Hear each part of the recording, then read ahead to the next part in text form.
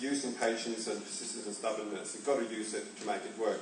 And it's predominantly to Heather and Nick, I think, and Derek.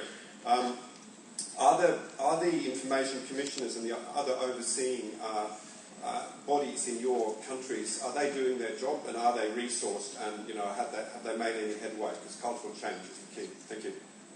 Very good, thank you for that. So it is one thing to have the Freedom of Information Act, but are we having information commissioners? Are we resourcing them? Or is it something that the government is doing reluctantly? Hold on to that thought as I go to the gentleman over there. I'll have 3 questions and then get a chance for you to comment. Thank you. My name is Denedo Tive. Yes, you get that.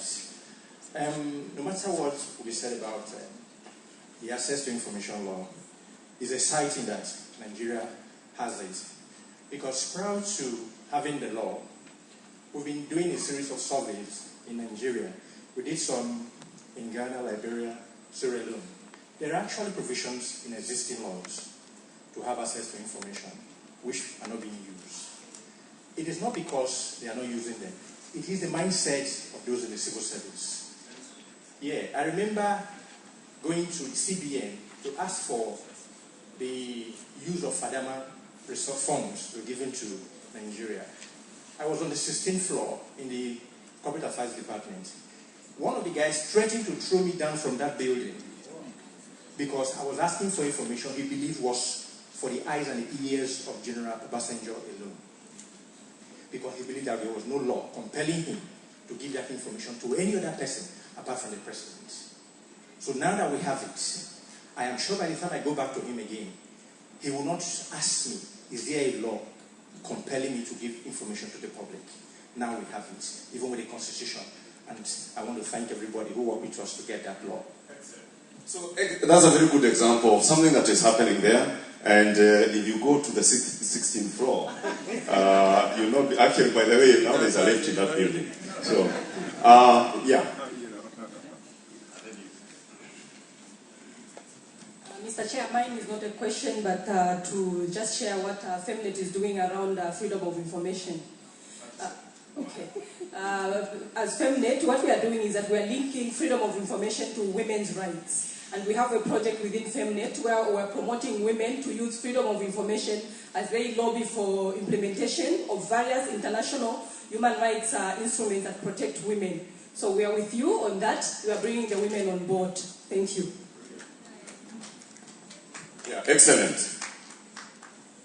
Hi, I'm Ann Mayer from the International Alliance on Natural Resources in Africa. We're a network of organizations working on more just use of natural resources and more sustainable use. Just quickly, I'd like us to think about the problems we faced here in South Africa around the Access to Information Act.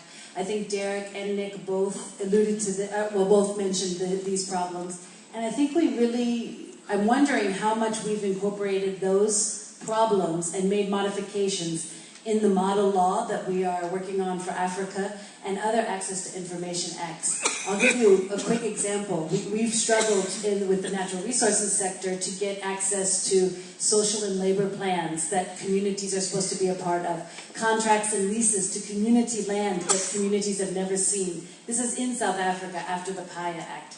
And I'll give you one interesting example of activism through the courts. Richard Spoor, maybe you've heard of, is a human rights attorney, and he works with mining communities. He's been sued for defamation by Anglo Platinum, and in the courts, one of the things he's doing is actually delaying giving information demanded by their side until, of course, they give certain documents that we've never been able to get from their side. So that is one way of doing it, but I'm hoping we can incorporate the challenges we face here to try to modify other access to information acts.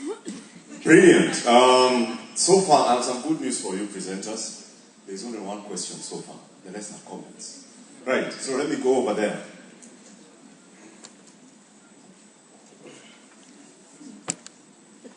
Thank you. My name is Davis Adiano from National Taxpayers Association in Kenya. I'm the one who's kicking MPs out of parliament for misusing our funds, including Honorable Gitobu here.